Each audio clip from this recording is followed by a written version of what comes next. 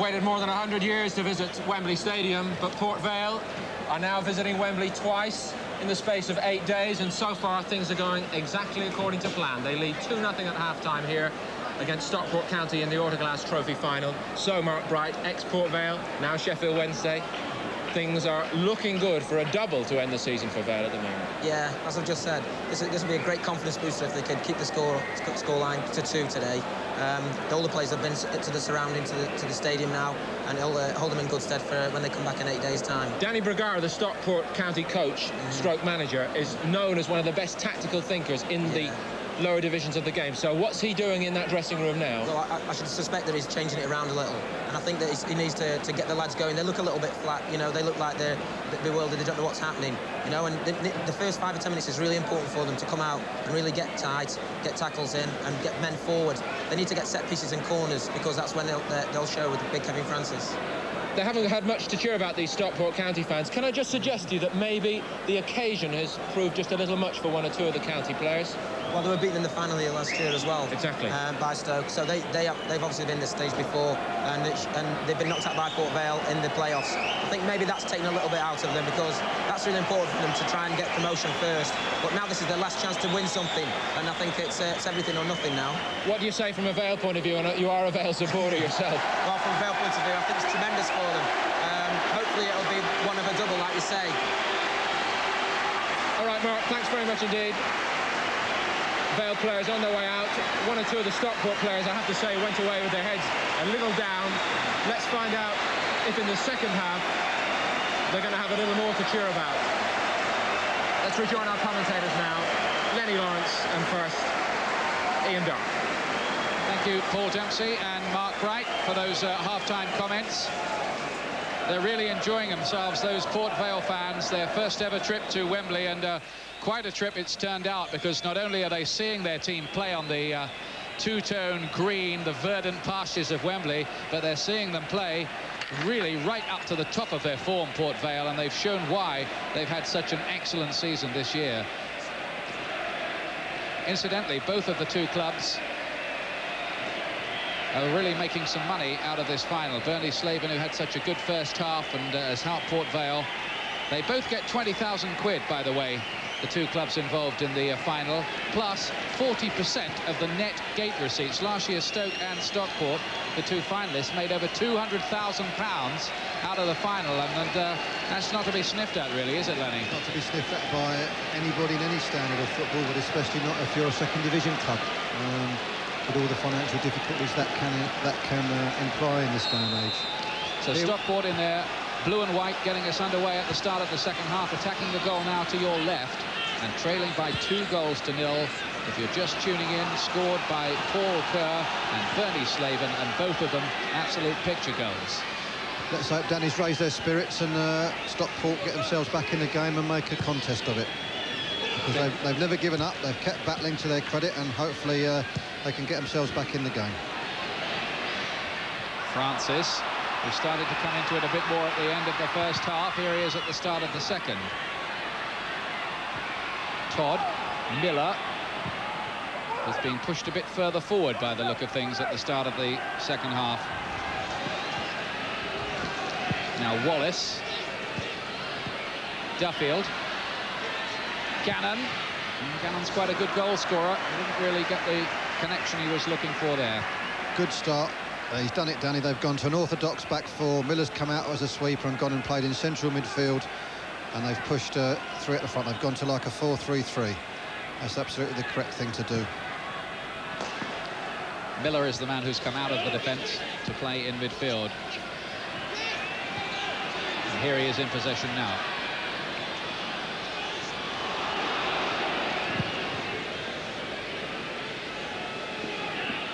Glover.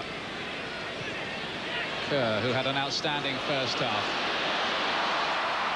And that's gone out of play.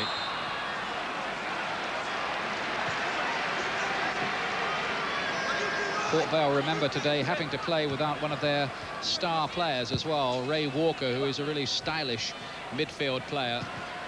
And he's had a cartilage operation, and I understand he's working, doing the old commentaries for local radio today.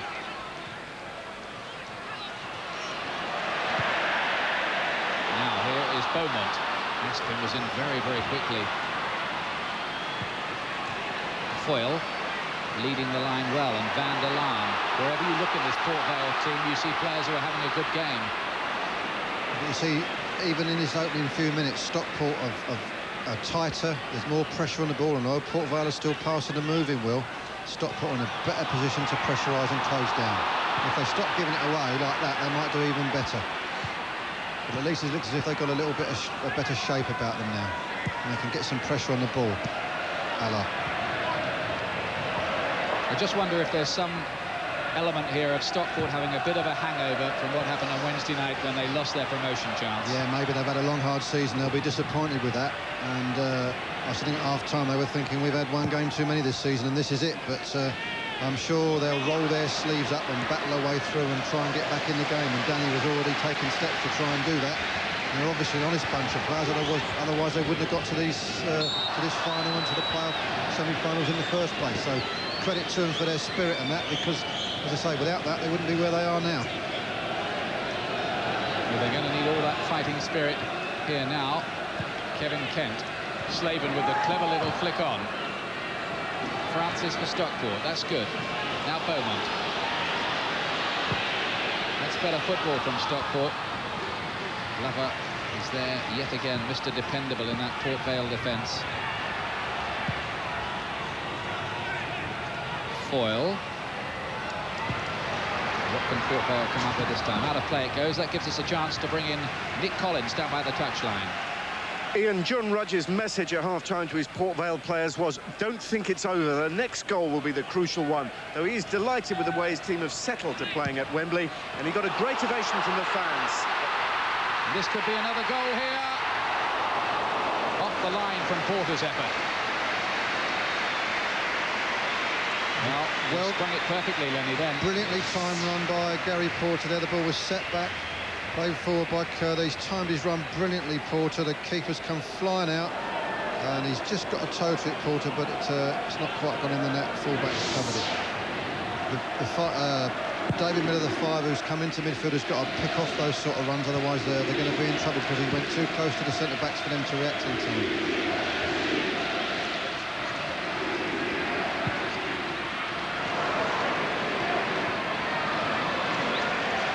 Port Vale leading 2-0, and it might easily have been 3. Neither of these two sides, by the way, in their entire history, have ever won a cup competition, so something's going to give today.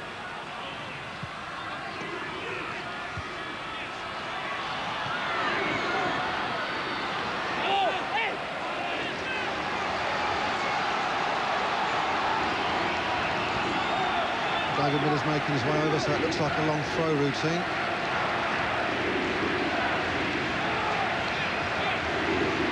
Miller it is with the throw. Francis flicking on, easily away.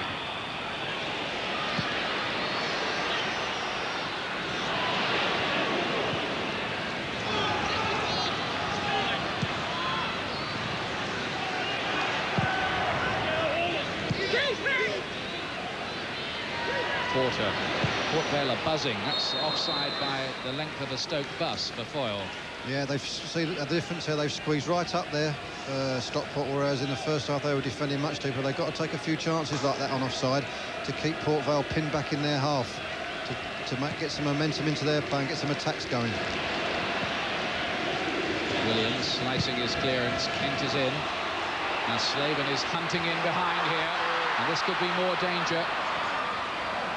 There you go with the headed back pass. It was inventive, that, by Todd, to say the least. You see what they've done there. You see they're pushing the full-backs on Stockport on the 5, David Miller. Instead of playing behind the other two centre-backs, he's playing just in front. Still leaves them being outnumbered in midfield.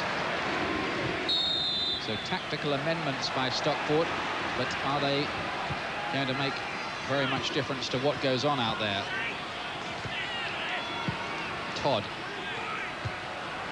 going towards Duffield.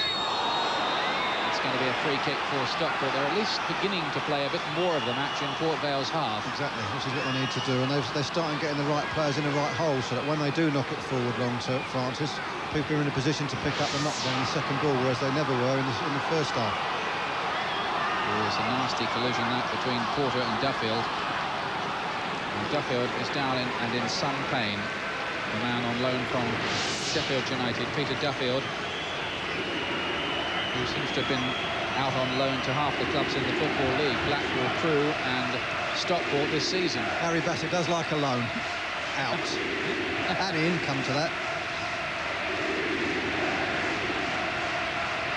Well, he's still officially a Sheffield United player. And it's a funny thing that Sheffield United did get to Wembley, of course, this year in the FA Cup semi-finals. Duffield didn't figure in that, but he does figure for Stockport.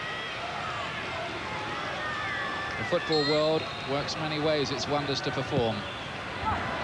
Francis is in there, but he doesn't reach it.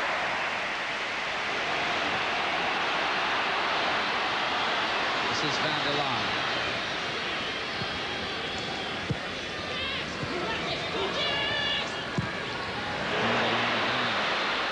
Looking at Kent's run. Slaven foils in the middle, so's Taylor, doesn't find either of them. Came undone again there, Stockport, with that run from the Port Vale midfield player again who wasn't tracked.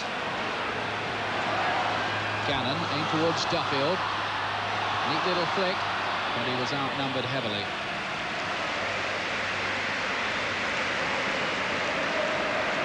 We're talking about how people don't know where Port Vale is earlier, or some people ask you that. Another thing that not even the club can answer definitively is how they got their name. Apparently it's to do with the Vale of Ports on the Trent-Mersey Canal. That seems to be the most plausible explanation, but it is a strange one. Port Vale. You can bore your friends at bus stops with that explanation sometime. Well, thank you for that bit of information.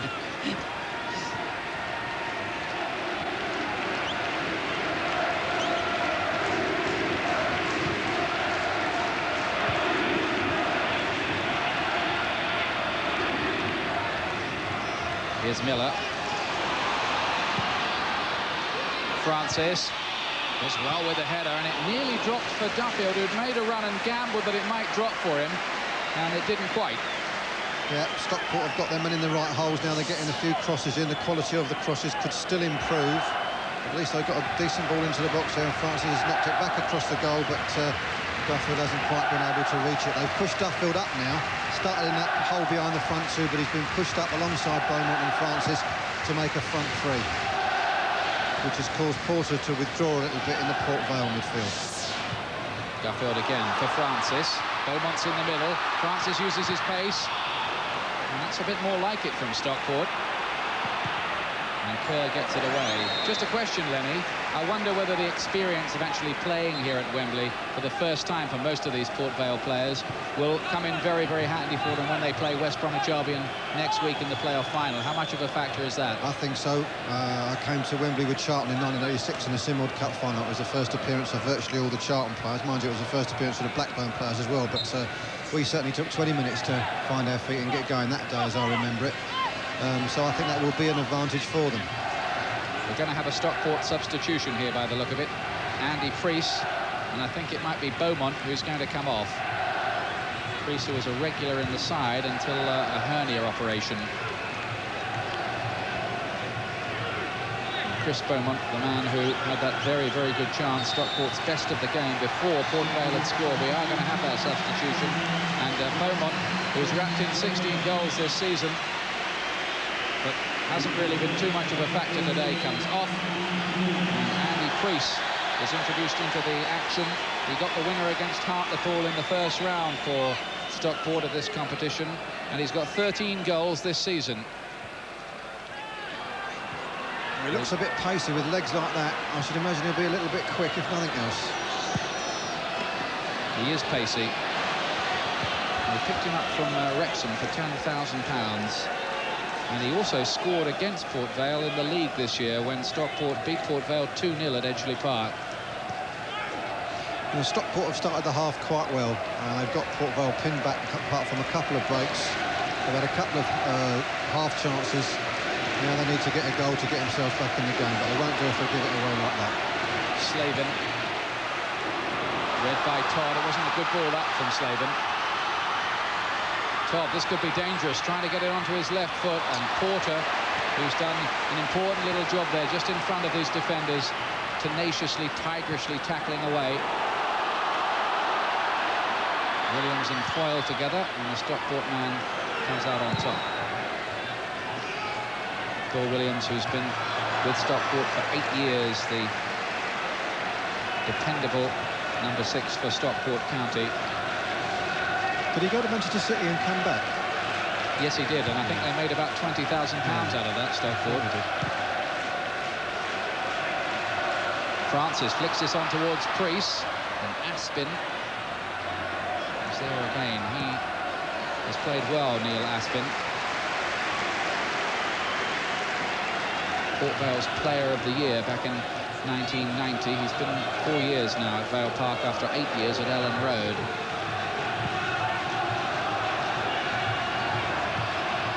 It's Kerr, Kent, Slaven getting between the defenders. He's had an outstanding match.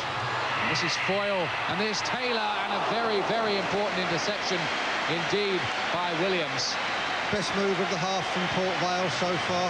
Once again, Bernie Slaven's at the centre of it, comes off the defender, great little diagonal ball in there. Good header back across the goal from Martin Foyle. Defender coming back, just hooks it over the bar.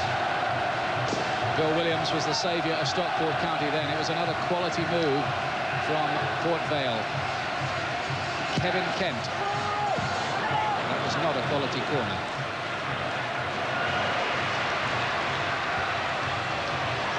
Slaven again in acres of space. The Swans move forward here.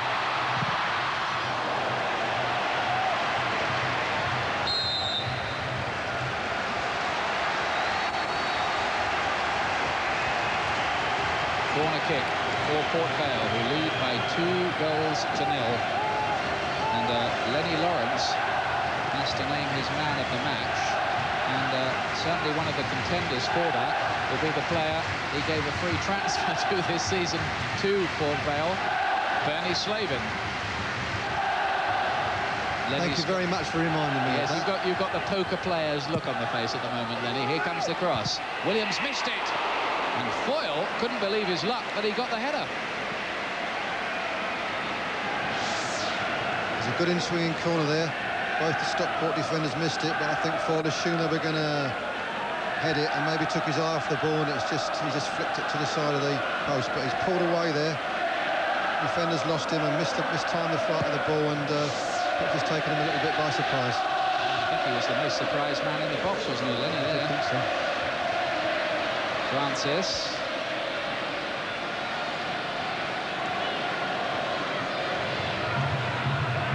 This is Dean Glover.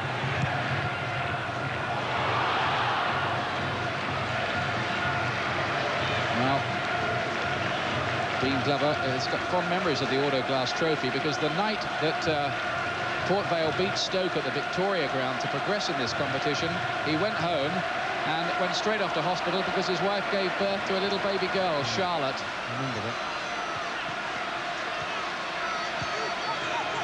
Glover also scored 2 against Fulham in a 4-3 win earlier in the competition from defence. Here's Swan. Foyle is offside, and I think Slaven was too. Actually, going back to the man of the match situation, most of the candidates are ex-Middlesbrough players. Just a coincidence, of course. Dean Glover's certainly a candidate, Paul Kerr's a candidate, and obviously Bernie's a candidate as well.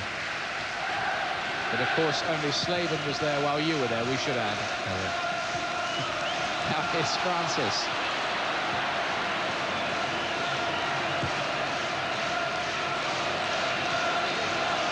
Miller. Stockport have done better in this second half without looking a serious threat to Port Vale's goal as yet. That sums it up exactly.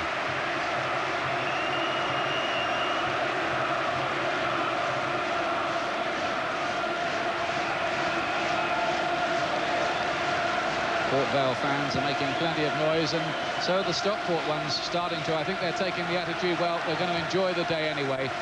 Our club is at Wembley.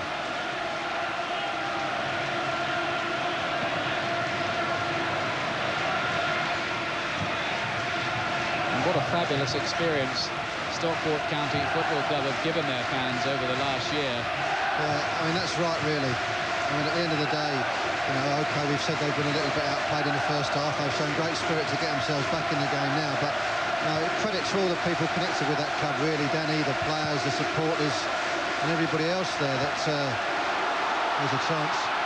Comes back across from Francis's header, and Dufford couldn't grow enough to get a meaningful header in. Francis again with the header. And Musselwhite just clutched it like a man taking an easy captured extra cover. I mean, going back to Stockport, I mean, it's a credit to everybody connected with their club, really, that they've been to Wembley in successive years and been in playoff situations and been in this final twice. It's a great move from Bernie again there. Slavin again. Is this going to be his second goal? It's not, because there was a really good tackle from Lee Todd. Terrific tackle there from the right back with his left foot as Bernie was burning on the goal. Van der Laan. Kerr.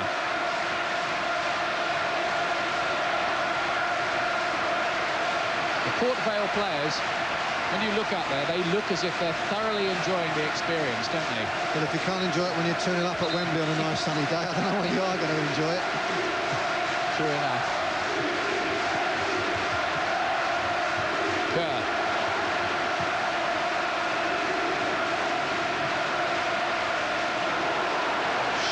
Really clattering collision there between Francis and Porter.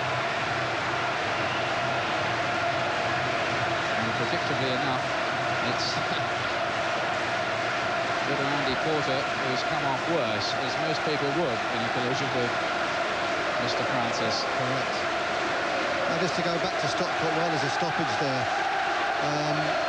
As I said, Danny, on limited resources there, and where the average is perhaps only 6,000 or 7,000, have done terrific to be in playoff situations on 2 years on the trot and be in this final for the second year on the trot.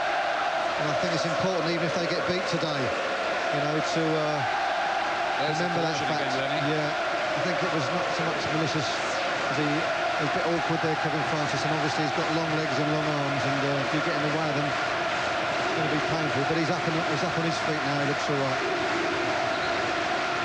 Well, the Port Vale fans are in party mood, and next to them, look at the faces of those lads from Stockport, or some of them. I think every picture tells a story.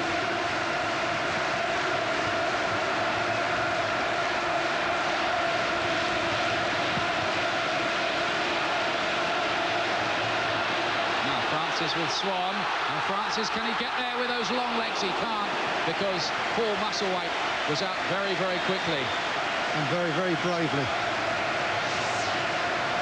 Awkward ball there. Swanee's got his head on it, couldn't quite get enough on it. If the keeper's hesitated there, he might have got a foot on it.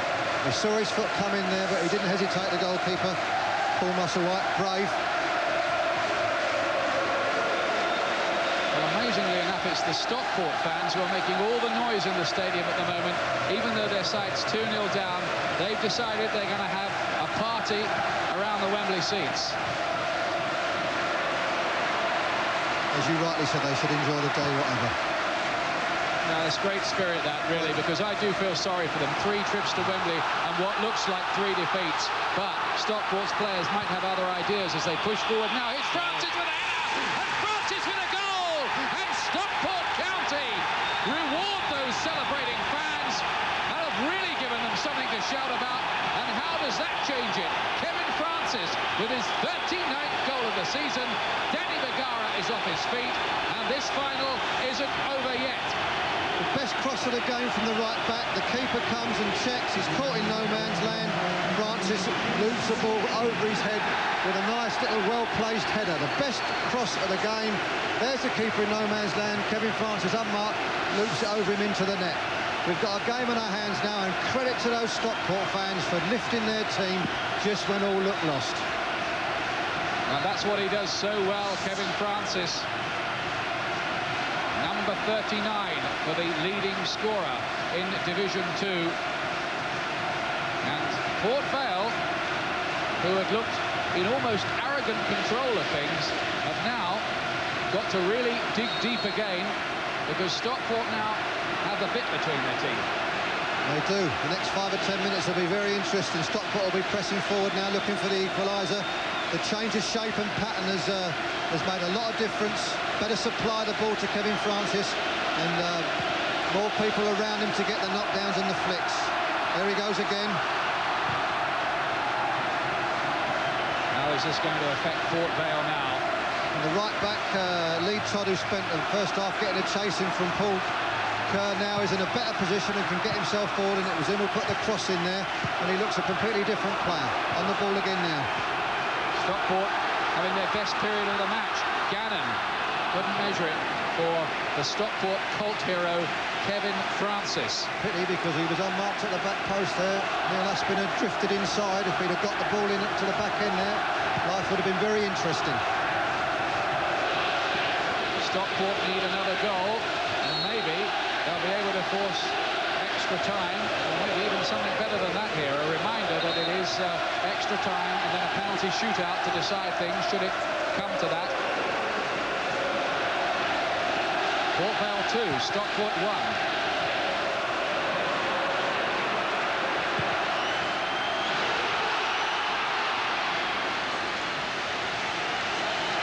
An intriguing game it's turning into now. Yeah, very one-sided in the first half, as you said, but there's the goal again. Great cross there, driven ball, keeper comes, gets caught in no man's land, header over the top of him into the net. He'll be fired up now, Kevin Francis, and he'll be putting his lot in this last 30 minutes, you can be rest assured. Well, with Kevin Francis around, it's not twin towers at Wembley, is it? It's 3. He's a big lad, but he hasn't got a bad touch. He's not just about height. Slaven, Stockport County fans now,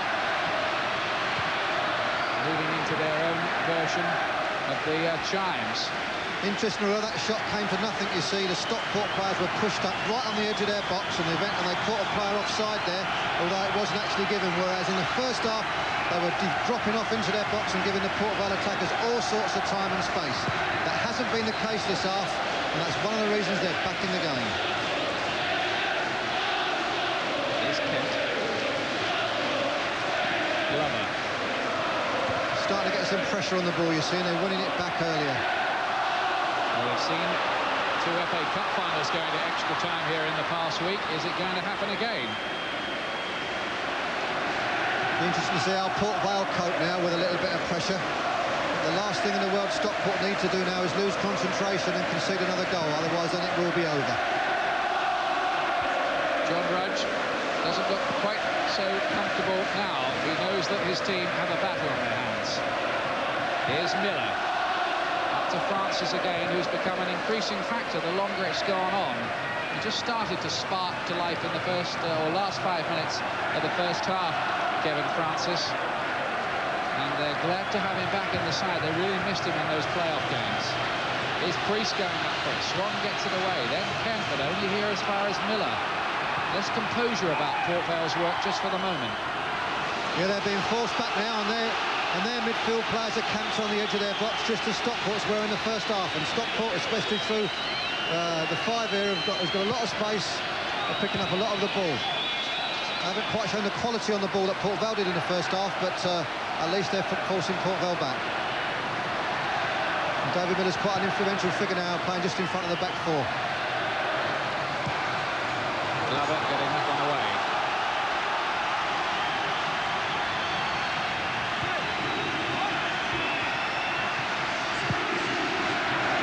Up goes Ward for this one. Aspin got up very, very well to get that away for Port Vale because it looked dangerous. Foyle chasing, Finley across. Can Stockport County complete what would be a memorable comeback at Wembley?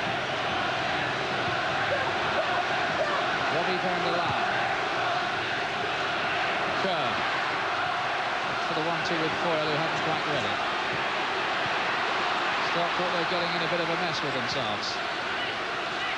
Van der Laan again. Foyle. He'll get another fight.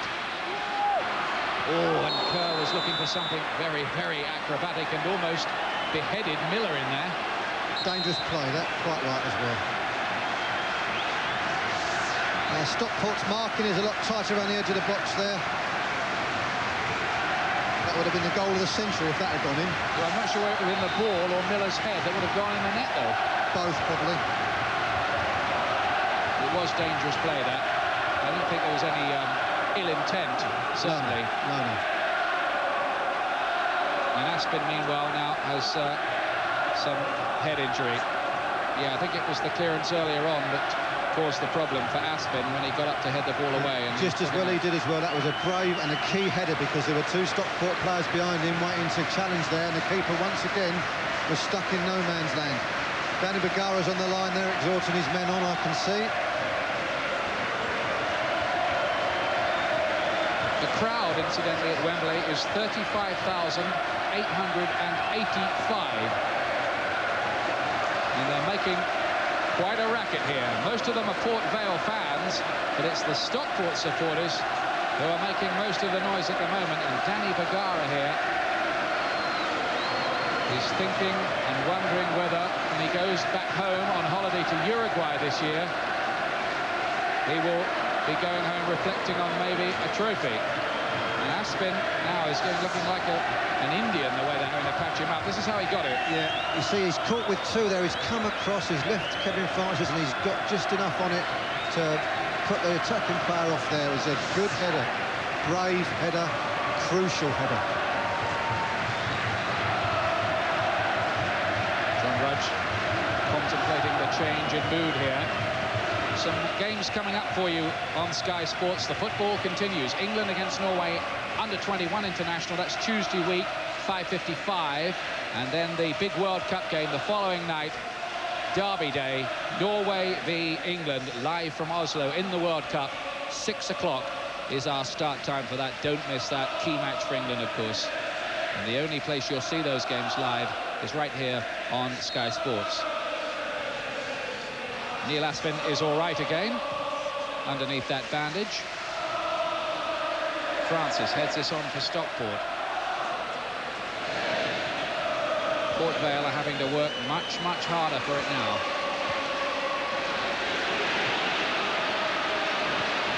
Flicked on by Gannon. Interesting if John Rudge is thinking of a substitution now. With just over 15 minutes to go, whether he's going to settle for what he's got and try and perhaps bring a defensive player on, or whether he's just going to continue to play the same way. He's got Peter Billing, the man on loan from Coventry, on the bench, central defender, of course, if Swan is feeling that groin injury at all, and he has the striker Nicky Cross, so those are his options. I wouldn't think he'd bring Crossy on unless he had a need to get a goal. They're doing well enough at the front as it is. He'll probably leave it alone, I would think. Francis with the nod on again towards Crease. Aspin defends well. Port Vale, who conceded only 44 goals in 46 matches in Division 2. And all those defensive qualities may be needed here as Stockport start to turn the screw a bit. Wallace's ball forward for Gannon. Claims for handball there against Porter, nothing given. Not many protests from the Stockport players, more from the fans on the far side. Not a good ball that has given Port Vale possession again. Glover measures it for Slaven. Slaven gives Port Vale so many more attacking options. Well, what he likes to do, Bernie, is he doesn't want to play as an orthodox striker all the time. He drifts out into wide positions and looks to get the ball to feet, and leaves the middle open for the midfield players to get into, and that's been done with terrific effect, especially in the first half by Port Vale.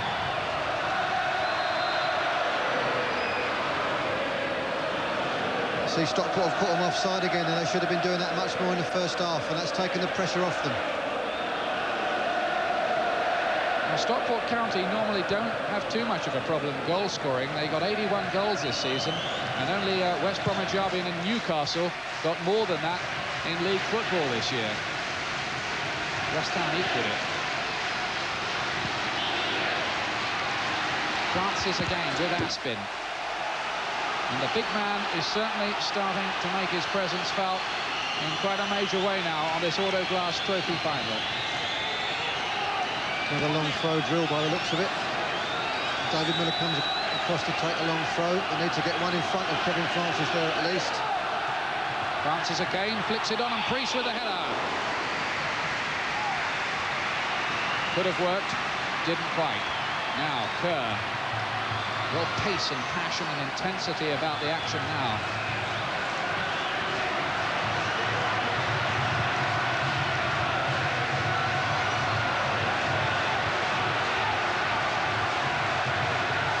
And Lenny Lawrence's man of the match prognostications may be a little bit more complicated, but well, leave that for later.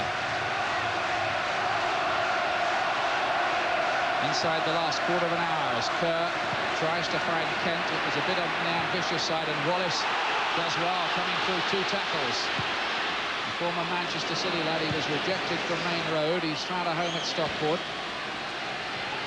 Miller, lucky to get the second chance. Now Todd.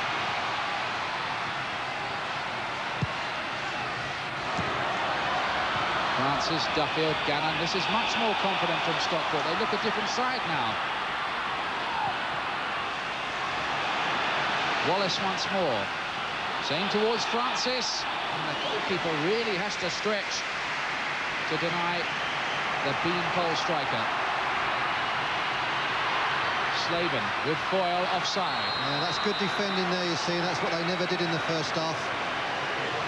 They're held in a much better line, the back four, which is much easier to do when you are a back four. When you've got a sweeper, it's a much more difficult thing to do, and that's why they kept getting forced further and further back in the first half. But they're defending much better this half.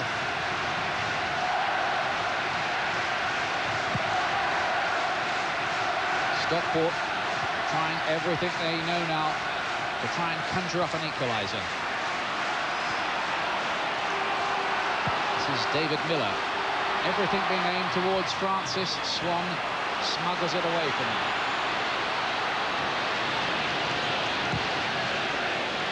Kent long for foil, and Lee Todd, good work. He looks an absolutely different player, Lee Todd, in this half. He's in the right holes, and he looks useful getting forward, and he's been able to do that with good effect, especially for the goal. He's been pushed in much more, and he looks a completely different player.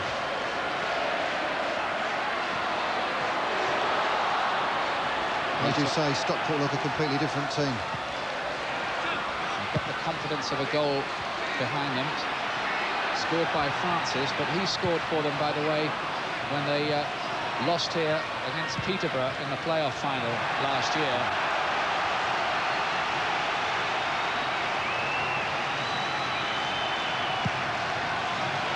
Miller plays it long, easy for Swan, but only to Gannon, who is becoming much more of a factor, and he's an important player for Stockport. Porter stops it getting to Francis, but out it goes to Priest. Stockport looking dangerous. Todd. And that was wasted. Good defending there when the ball was played back by Stockport there. Port Vale pushed up to the edge of the box and left space for the keeper to come and collect the ball, and also took the Stockport forwards, especially Francis, well away from the goal.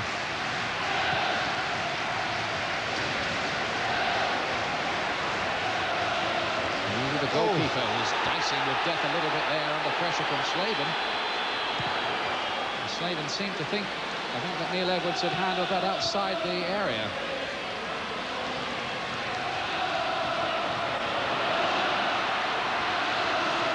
Stockport winning much more of the ball in the middle of the pitch now, significantly. Here's Priest. Nobody on that near post except Peter Swan, the giant defender, the man with the 2 coachloads of fans here to support him personally. Mandelan. Here's Kerr. Slaven's wide. Here he is.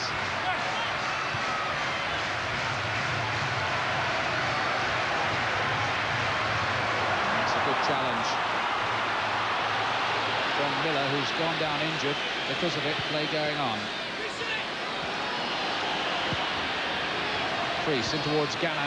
Knocked on. Francis, this might be something for Stockport. Oh, well, Duffield had started an attack on the near post and Francis hit it to the far. Yeah, it's a good move there. I think Port Vale players just seem to have stopped playing there for some reason. But unfortunately, the cross was wasted. There was only one player in the box and it was hit too high and too hard for him. Miller is still hobbling and injured and can't really defend here as Port Vale attack. He's been down all that time. Kevin Kent, that's a foul by Wallace. And now you get a talking to from David Ellery about that. And meanwhile, Miller's going to need some treatment, which he needed about 2 minutes before, really. Yeah. Good play there. Ran the ball inside and then moved it quick and checked to go outside, and the defenders obstructed him carefully there. Yeah, it was a good little ball played in for Kevin Francis there. On his weaker foot, and it's too high and too hard for the only attacker in there. You saw Duffield making that diagonal run for the near post, and Francis hitting it beyond him. That's right. Really would have been dangerous if it hit it low. Yeah, I think the defender would have covered it anyway, the one in front, but it would have been a better ball, as you say. Now, Port Vale now, with a 2-1 lead with 7 or 8 minutes to go, want to make sure that when they're working the ball out of defence, they're finding Bernie to feet most of the time, and they get it up there without giving it away and giving Stockport a chance. Kent.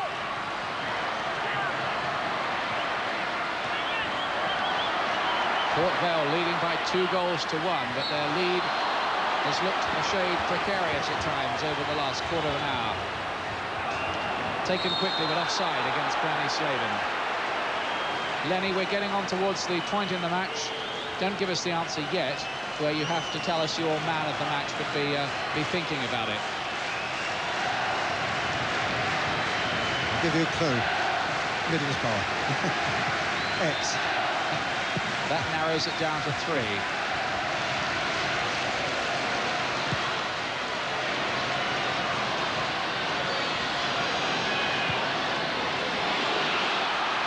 Glover, one of those ex-Middlesbrough players that Lenny was talking about. The other 2 are Kerr and Slaven, so you may have made up your own minds at home, but Lenny's going to give us his answer quite soon. Not just yet.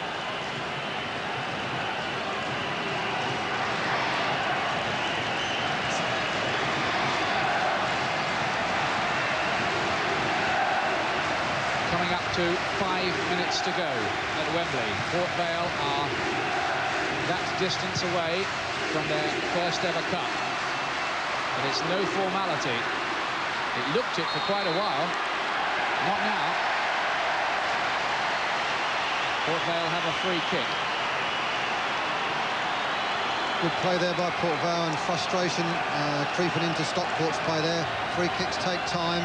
It doesn't always get added on. And obviously Port Vale are in a good situation to add to their goal tally. So here's the Port Vale free kick, not the best of them from Kerr.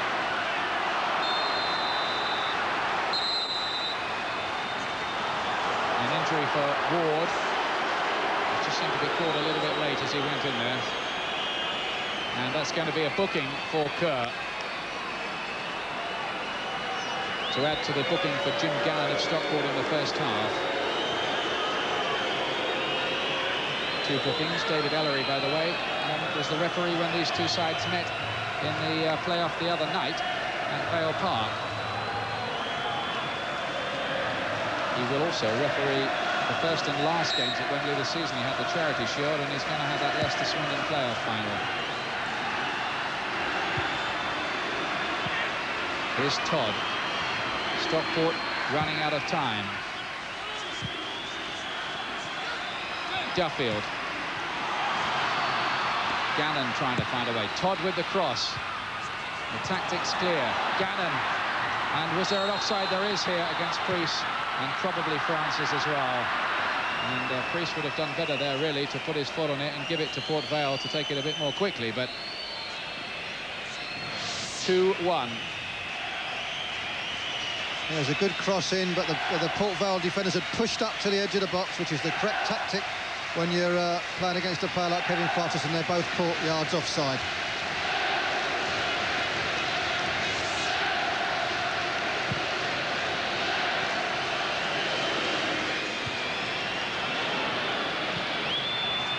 how much have Stockport got left?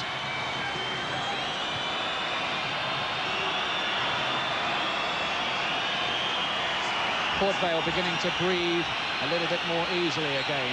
Have they ridden the storm? It would look like it with 3 minutes to go. Credit to Stockport, they've battled their way back into it this half. They've reorganised and made a game of it and got a goal back. But it looks at this point in time as if Port Vale are going to hang on. Port Vale will be happy to keep the play there. OK, time for you to name your man of the match, Lenny. Yeah, there's been several candidates. Dean Glover hasn't put a foot wrong at the back. Paul Kerr's been influential in midfield, but for my money, the man of the match is undoubtedly Bernie Slavin, who's made a goal with a brilliant pass, who scored a terrific goal, worked very, very hard all through the game, brought his midfield players and other strikers into the game, and all in all had an outstanding performance and made a major contribution to what looks as if it's going to be a victory for Port Vale. Bernie Slavin gets the man of the match award from his old boss at Ayresome Park, Lenny Lawrence. There's a little bit of a story there.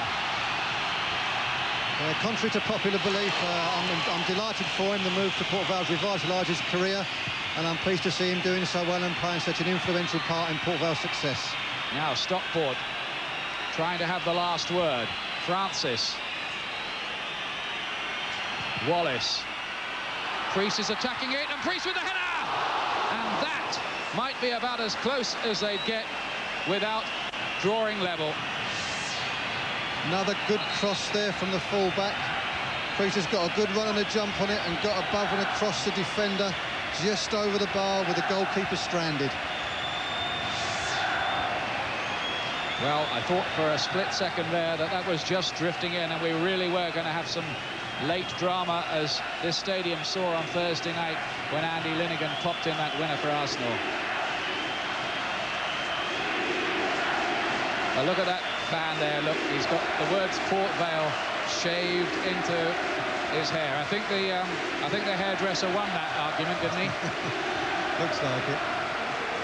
They'll be proud of that tonight if they go back to the Potteries with the victory.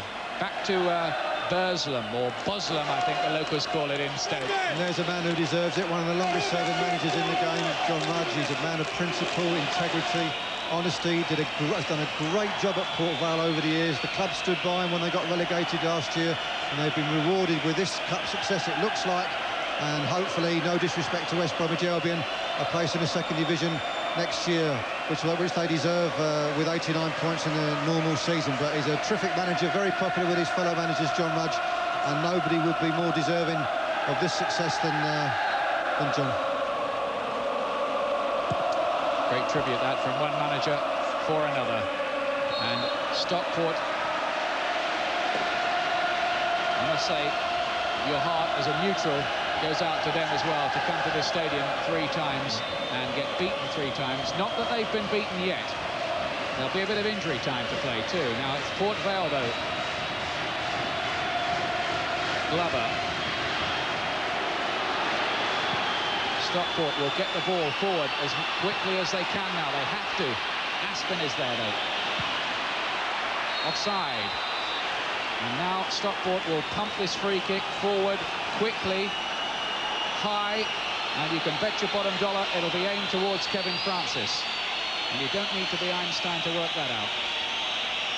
Last-ditch attempt now, they're getting everybody forward. Could have done with being a bit further on, really. Not a good one, was it? Taylor getting it away, but here's Todd for Stockport. They're running themselves into the ground for the cause, the Stockport players. Duffield, maybe one last chance. It's a corner. Protests from 1 or 2 of the Port Vale players. And Ward goes across to take it. Now it's Stockport counties. Possibly last chance to save themselves in this final. Francis was in there. He drops again. Ward chips it up. And nobody on that far post at all. And relief for Port Vale. Here's the outstanding Dean Glover. Kerr. Sensibly, Port Vale just looking to keep possession. Van der Laan. Stockport can't get the ball back. They need it back. Port Vale won't mind that. The ball played deep into the corner.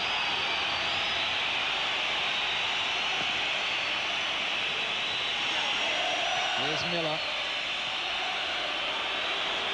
Truth to say, Stockport County were thoroughly outplayed in the first half, but they've shown real guts and fight in this second half. They've got a goal back, but they haven't been able to quite find the equaliser. They've got nothing to be ashamed of. They've put their lot in all through the game, really, and they've made a real spirited effort to get back in this second half. They've run themselves ragged. They must be really tired. And some of the Port Vale fans thought the final whistle had gone, but it hasn't. And I think Port Vale now just looking to maybe just break the rhythm of it up by making a substitution. No, play on. Miller up towards Francis, and it dropped down very dangerously indeed. It was quite an awkward catch from Musselwhite, and he took it out for the corner kick. The Port Vale substitution would just be a time-wasting exercise, really, but they haven't been able to get him on for whatever reason. Stockport have got another chance with this corner. Duffield to take it. Flicked on. Aspin gets it away. It nearly drops for Ward, but Porter clears the lines for Port Vale. Duffield. David Ellery, the referee, takes a glance at his watch. Rising drama at Wembley. Todd. Forward again in there towards Francis, and once again Musselwhite is there, and that's going to be a free kick for Port Vale. And now some bad-tempered exchanges. Glover and Francis in there, and Swan in there. I think Glover was just trying to break it up, to be fair. And I think we're going to have a booking here, and it might be the two of them. It's a big log diagonal ball in there. Header's been won. It's a keeper's ball, really. It's in his hands, and Francis had a bit of a lunge at him, and Swanee's not too happy about that, really. But I don't think there was any damage done to the keeper, and there's a little bit of a fracas afterwards there. But to be fair, I think Dean Glover was trying to sort it out more than anything else. Swanee's got booked, it looks like, for his pains, but he won't mind that too much. Peter Swan and Francis both going into the book. That takes the bookings to 4. It hasn't been a dirty match. Meanwhile, almost unnoticed, Van der Laan has gone off, and Peter Billing, the extra defender, comes on. And look at the clock. Nearly 5 minutes of added time has been played. There cannot be very much more of this. Port Vale fans are waiting to celebrate. Taylor has gone down injured and needs treatment, their midfield player. Wallace coming forward for Stockport County. Priest is wide. Good-looking cross. Francis is there. Still Francis. Well, I tell you what, I hope their hearts are okay, those Port Vale fans. Yeah, they're hanging on by their fingertips. Roger must be wondering, like most managers have done this year, how much longer extra time they're going to play. Referees seem to have their own rules about it. You know, that they had time on that seems to be much longer than you've actually lost through injuries. Great bit of defending by Dean Glover, got right up against Kevin Francis there, stopped him getting off the ground and getting a clear header in. Any time now. Again, David Ellery takes a very long check on his watch this time.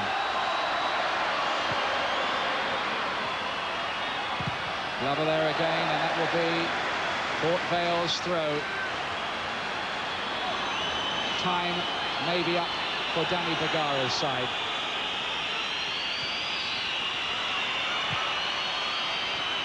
Priest is in here. And Duffield and Miller almost found a way through, and Billing, the sub, got there. Francis can't get the cross in. Maybe Gannon can he? The game at this moment seeming never-ending, but there goes the whistle to end it, and Port Vale, for the first time in their 117-year history, have won a cup, the Autoglass Trophy.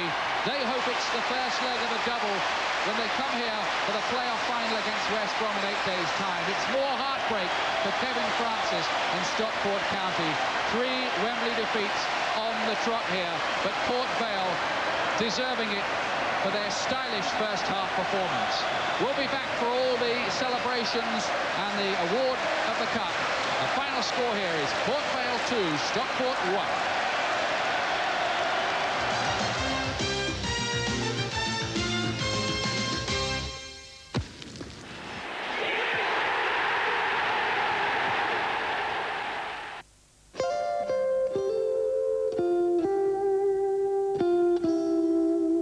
West Saturday branches are now open 9:30 to 3:30 with a counter service, giving you more time to do what you want.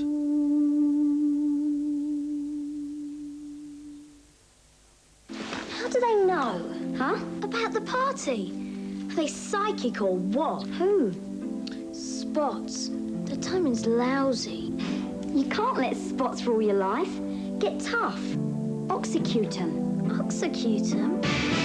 Oxycute spots with Oxy 10. It really works.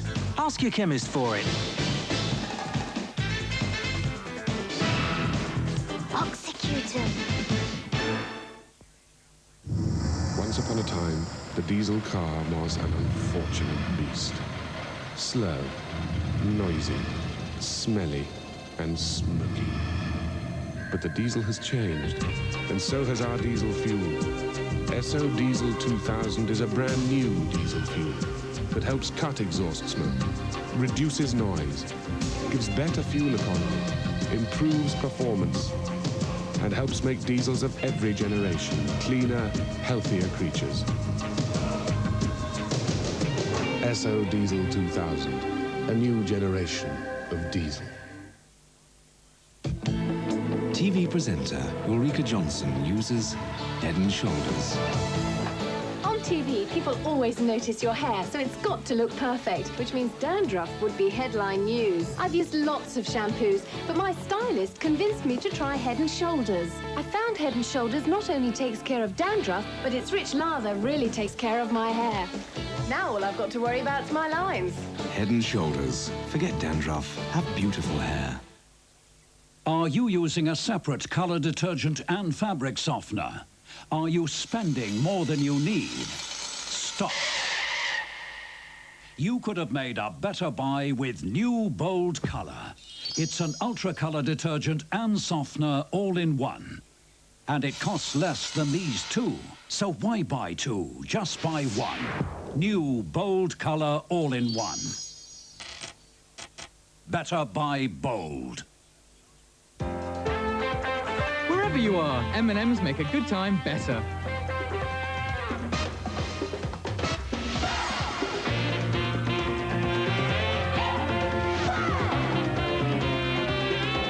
The smoothest milk chocolate, the crunchiest peanuts. So if you're out for fun, don't forget M&M's. You never know who's going to drop in. M&M's, the milk chocolate melts in your mouth, not in your hand. He's last year's Formula One world champion. He's out there to prove his point at Indianapolis. His assault began in 5 phases, ranging from 185 to speeds in excess of 220 miles per hour. Nigel Mansell passed his rookie test and is one step closer to motorsport's ultimate prize, the Indianapolis 500, May 30th, live and exclusive to Sky Sports in association with STP.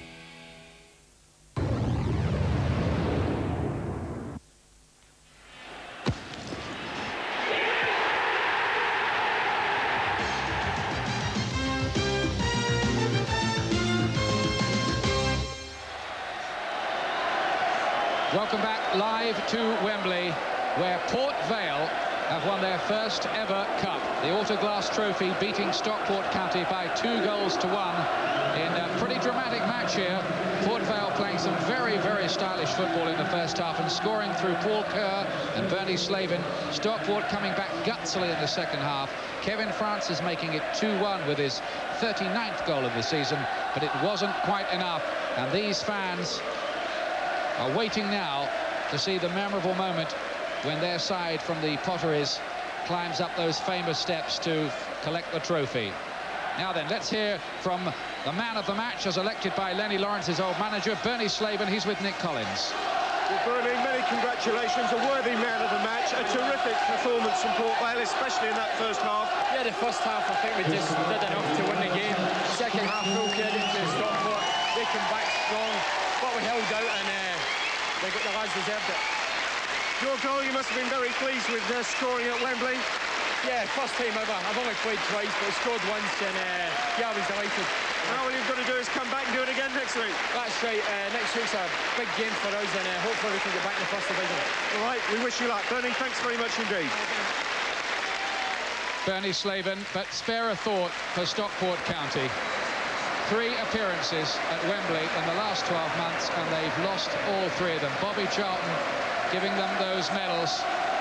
Peter Ward, the skipper. There's Mike Wallace going through, had a good game. Peter Duffield, Alan Findlay, David Miller, son of Brian Miller, who was in Burnley's championship side and the side that lost to Spurs here. Disappointment written on the faces of the Stockport boys. They'll be meeting up with their wives, girlfriends and families tonight for a banquet at a secret destination. And they've made a day of it, but how they would have loved to have a trophy. And they're getting generous applause too from the Port Vale fans, but those fans now will be going absolutely wild as Port Vale climb the steps for the first time in their history. Great days and a great moment for a really solid pro like Dean Glover, the 29-year-old skipper who spent 6 seasons playing mostly in Aston Villa's reserve side. He was in the Middlesbrough team that got promotion 2 or 3 years back. A £200,000 move to Port Vale. They've made him the skipper now, and he walks forward here to fulfill a footballing fantasy of any player. Walking along to receive here the Autoglass trophy from Bobby Charlton. A wonderful moment in the history of Port Vale Football Club from the city of Stoke. And for John Rudge, the 3rd longest serving manager in the league, behind Joe Royal and Dario Gradi. And his daughter's soon going to be married, would you believe, to a Stoke City fan? I don't believe it. Andy Porter lifting up the trophy, and it's handing along to all the players. Musselwhite, the goalkeeper.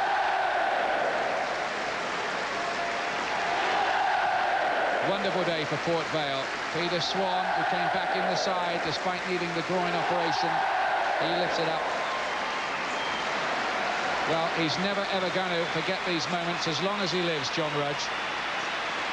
But he does have the job too of readdressing the players' minds to the even more important job that they face in 8 days' time against West Bromwich Albion, because despite getting a massive 89 points, this team have got to go into a playoff final against West Bromwich Albion, another fine footballing side from that division, and that should be some match.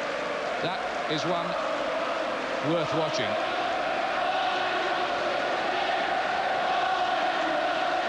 Well, they're going to wear hats and scarves and rosettes. And Kevin Francis, once again, knows the desolation of Wembley defeat. Such conflicting emotions always in these moments at the famous stadium. Paul Musselwhite, the 24-year-old goalkeeper.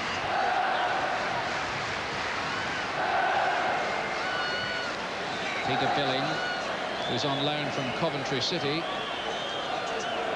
Now then, John Rudge, the Port Vale manager, a happy man, talking to Nick Collins.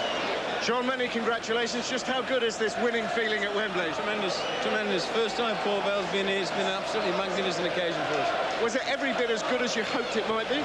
Not the last 20 minutes. I was sitting on the edge of my seat because the leg seems to have gone. I thought we were in control until then, but when they scored, they put us under a lot of pressure, and we had to hang on. You really did have to dig deep, didn't you, at the end? Yeah, there's 1 or 2 lads' legs have gone. We've got 1 or 2 sort of doubts regarding injury-wise, and also lads haven't had a lot of training. Peter Swan's come back and played for the first time for about 3.5 weeks. He did exceptionally well for us against the big fella. But yeah, it was tense towards the end. You told me at half-time when it was 2-0 that you thought the next goal might be the crucial one, and it very nearly turned out that way, didn't it? It always is like that. It always is. When you're 2-0 up, you can get the third one, would have killed it off. And we did have 1 or 2 occasions where we might have scored again, but they came strong and full credit to them. One last thought, John. I know a few months ago on Sky Sports you read us out a poem. Has today's events given you material for a fresh one, do you think? Oh, no doubt about that. I'll be looking for one to see if I can make one up before we play next Saturday. Well, we look forward to hearing from it, John. Thank you very much indeed. Well done. Thank you. Nice and quickly, John. Who says that nice guys always come second? Not today. Ian Taylor, the young man who'd never been to Wembley before the players took a look round yesterday, not even to watch a match. Today he plays at Wembley. It must seem like a dream to him a year ago, playing for Moor Green in the Visa Homes League.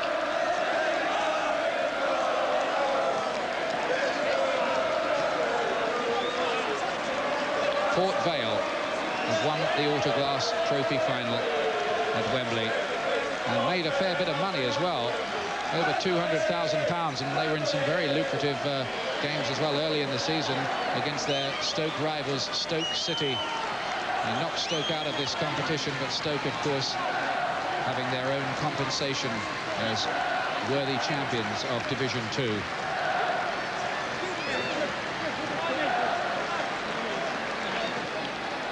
And really, you know, there's hope for all those teams this year for whom the season has ended in agony and despair, because 12 months can change things quite a lot. A year ago, Port Vale had failed to win in their last 18 games and got relegated, and it's all turned around. There's the two goal scorers, Bernie Slaven on the left, Paul Kerr on the right, and two absolutely cracking goals they were too. Beautifully fashioned and taken. Bernie Slaven, who really was out in the cold at Middlesbrough, could hardly get a game, and the move to Port Vale has freshened him up, sharpened him up, and he really did have a stormer today at Wembley.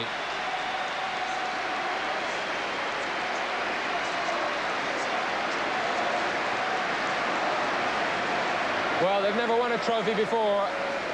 The Port Vale supporters like this fella here might almost think it's been worth waiting for 117 years.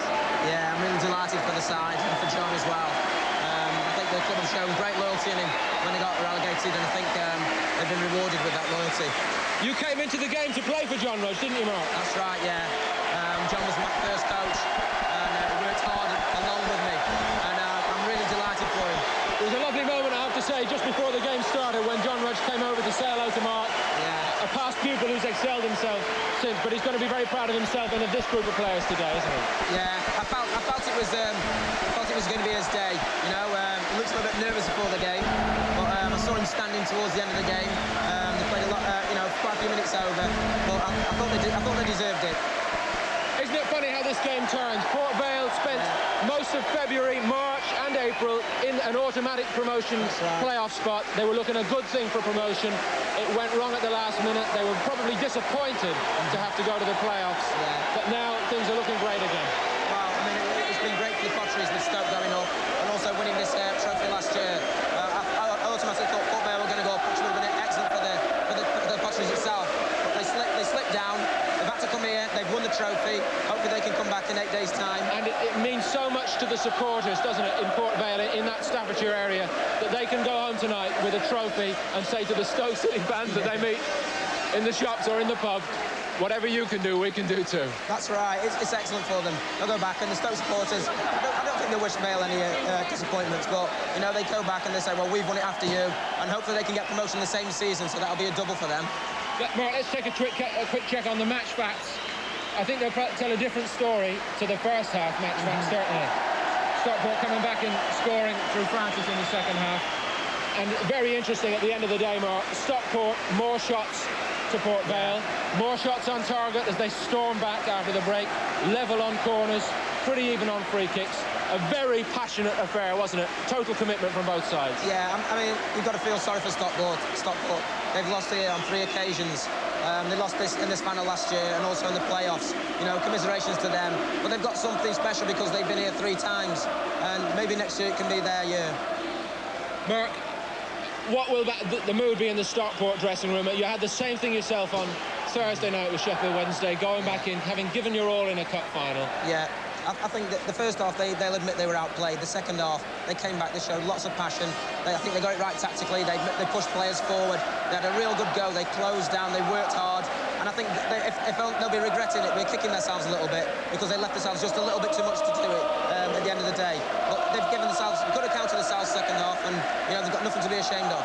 It's wonderful for some of these lads, perhaps a first Wembley achievement. Here's the first goal. Yeah, it's an excellent ball from Bernie Slaven. It's a good run, it's a great run across the defender, and he slips it in. Yeah, it's a good opening goal. 15 minutes gone, Paul Kerr. And that was really due reward for early domination, wasn't it? Yeah, without doubt. I mean, they passed the ball really well. They got players in support quickly. Everybody wanted the ball. They were all comfortable on it. And I thought they thoroughly deserved their lead. Now, we said Bernie Slaven here, man of the match, loves to score every club he's been to. We thought he might have a big game today. He'd set up the first. Here he collects his own, 38 minutes. Yeah, he comes short to receive, spins. It's a good knock-off by Martifoyle. Takes it well on the thigh. Drives it in well. And I think Lenny was spot on with his choice of man of the match. I thought he worked unselfishly. He scored a goal, created one, and he looked an international player. OK, Mark, thanks very much indeed for now. Come back to us at Wembley in just a minute or two as the Port Vale party continues to warm up. We'll see you in a moment.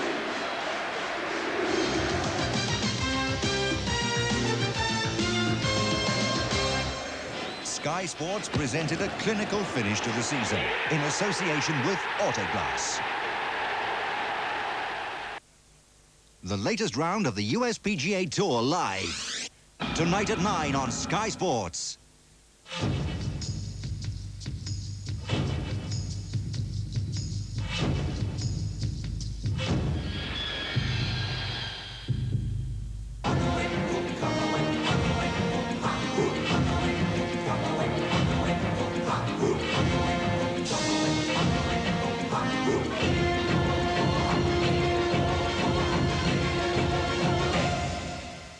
The new Peugeot 306 drives the imagination.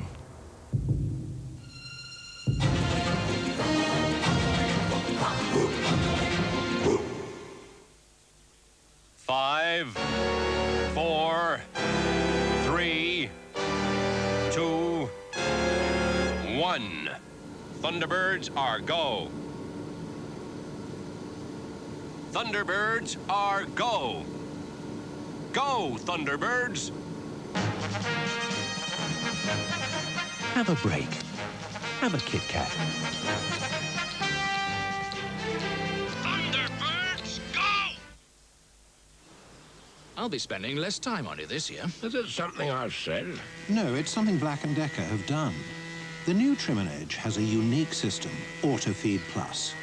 If the cutting line breaks, more line is fed out automatically, trimming the time it takes to trim and edge.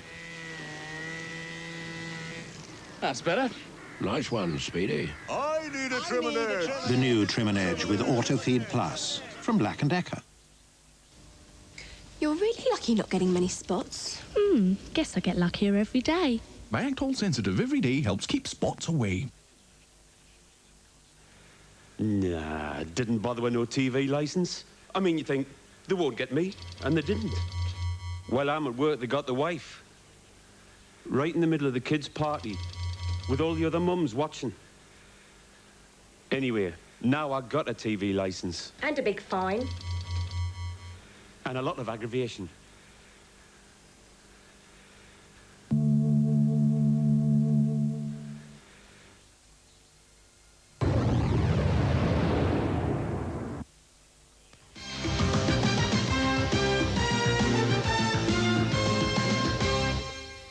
We've seen some great scenes at Wembley when Port Vale took the trophy this afternoon. We can now go back to Paul Dempsey and Mark Bright for their closing thoughts on the match.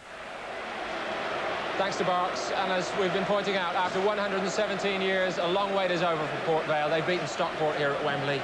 Mark Bright, who started his career at Port Vale. You'll feel for the Stockport players, won't you, in particular? Yeah, certainly. I mean, I've been here 3 times and in cup finals and lost myself. Here's Andy Priest going through exactly what you went through on Thursday evening, Mark. The long, lonely walk back. You feel empty of energy, and you know, it's a dream for them to come and play here, like it is for any professional, myself as well. and your big day's ruined. When you get here, you don't think you're going to lose, and when you do lose, it's empty feeling inside, sad. The one final point we all will take away from Wembley, I must say, Mark, what other country in the world could produce a final with a 40,000 crowd of this quality and commitment? No other country. Tremendous, excellent. Both halves are totally different. I mean, a game of two halves, but it was totally contrast. The supporters are excellent. Get behind both sets of players as well. Mark, thanks very much indeed to you for being our guest throughout the day. You're a fine young reporter, a bit too good. Congratulations to Port Vale. Barks, see you in the studio in a week or two. Hope very much you've enjoyed all the entertainment at Wembley this afternoon. Certainly did. Thanks very much, Paul. Well, we were hoping to bring you our unicycle hockey feature this afternoon with Sid Lawrence, but I'm afraid, due to the football overrun, we won't have time for it this week, but I promise you we will be able to see it next week on Sports Saturday. But now it's tennis, the World Team Cup in Dusseldorf. 8 nations have been taking part this week. They've been split into 2 groups of 4, and yesterday in the red group, Germany qualified for the final. And today it was the turn of the blue group to decide who will meet them in Sunday's final. It was between the United States and Spain. Just to remind you, each tie is the best of 3 matches, 2 singles and a doubles. Well, first on court for the United States, it was the world #1, Pete Sampras, up against Spain's #1, Sergi Bruguera. And Sergi Bruguera broke Sampras in the first set. We join it with him serving at 4-3, commentators Bill Threlfall and Jerry Williams. I know he's the #1 player in the world, Pete Sampras, but I don't think anybody really in the game would be surprised that this is such a tight first set, in fact a tight match, because on clay there's no doubt Sampras is vulnerable, particularly somebody like Bruguera.